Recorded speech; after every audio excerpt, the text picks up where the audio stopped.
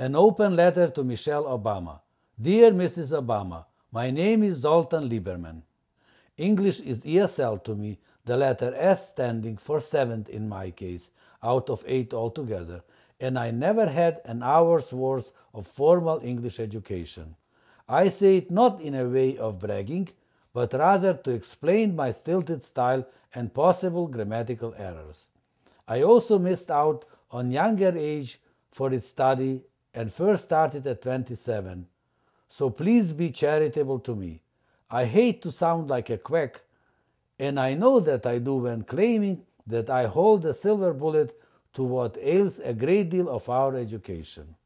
In my long quest for a uniform and universal mnemonic, I had discovered a method of learning and teaching vocabulary that is a serendipitous find in more ways than one. As it felicitously happened, it is also an engaging and fun game and patentable as such. The method is also trademarked as Name That Word, a takeoff from the popular TV show of the past Name That Tune.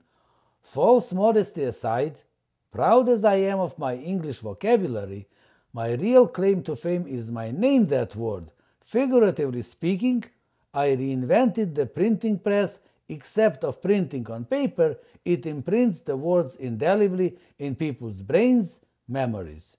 The mechanism of it on the true molecular level is of course unknowable at the current level of science, just as memory in general, but it is self-evident that a different memory mechanism kicks in when applying my method.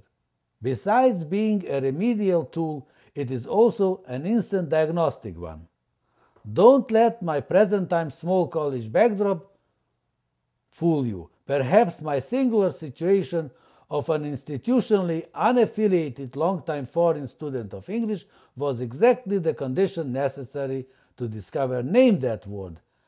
Among the many ramifications of my method of teaching and learning vocabulary, I prefer to call the subject word literacy, a term of my own that is, in my opinion, more in keeping with modern terminology and reflects better the subject at hand, is my discovery of the less than satisfactory state of affairs with teaching of the subject in our schools.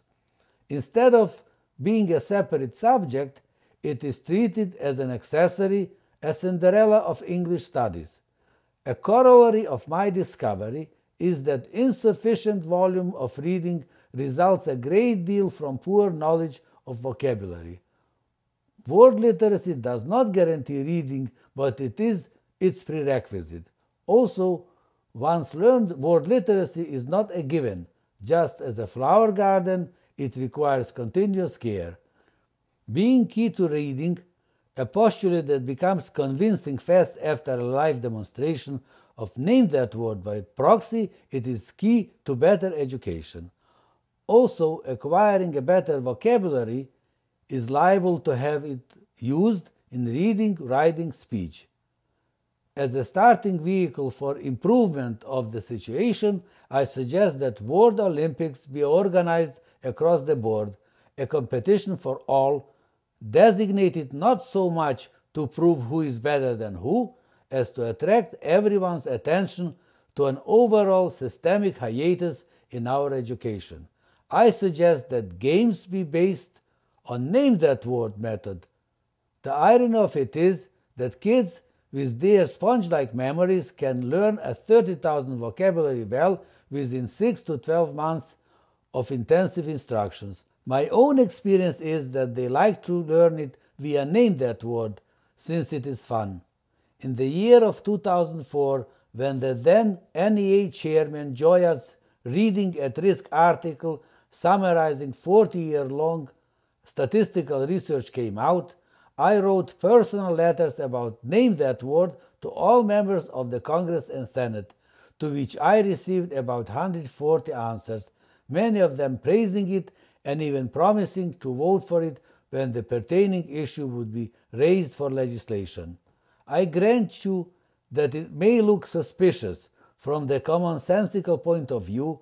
Why would a good remedial method claiming to be designed to revive and enliven reading to be so almost universally, willfully rejected. It took me years to figure it out, fear of embarrassment. Yet it is way beyond last thing anybody would want to do is to embarrass anyone. It will serve as a first-rate tool to learn and upkeep word literacy, both for students and teachers.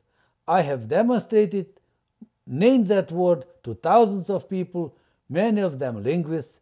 I yet have to meet anyone not impressed by it way beyond expectation, their, not mine. Dear Mrs. Obama, my letter turned out longer than intended.